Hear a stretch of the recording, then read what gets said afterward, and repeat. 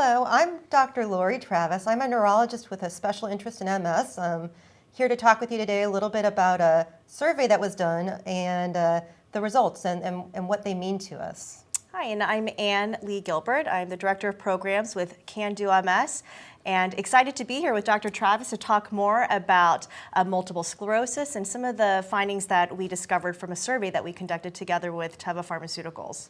So to start off with, MS is, multiple sclerosis is an autoimmune neurological condition, meaning it is a condition in which the body mistakenly attacks the myelin lining around the nerve roots in the brain and the spinal cord.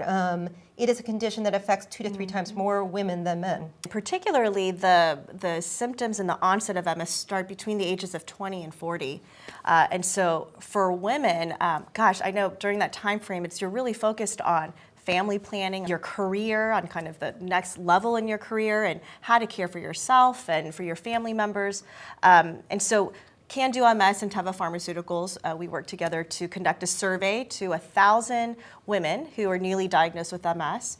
And what we learned about were their top concerns. And it really did surround some of those wellness and lifestyle issues around family planning, work and life and career.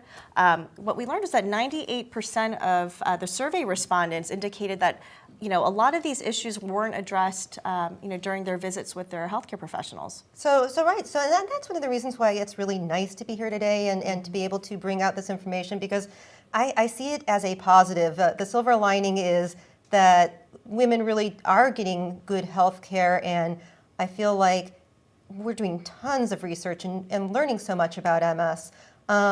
The diagnosis, the treatment are hugely important, but I think this is a call to action to both neurologists and to people who have multiple sclerosis to know that side of things, that holistic side, the side that affects your family planning, your relationships, your career, that is an important part of the discussion as well, and it's a validation to bring it forward. Yeah, absolutely. I think what we've learned from the survey is that 71% of women who have MS, when they look in hindsight, they really wished that they could talk about some of these lifestyle and career and family planning issues earlier on and more deeply with their healthcare professionals. And so that's something really, I think, important to know for those who are newly diagnosed.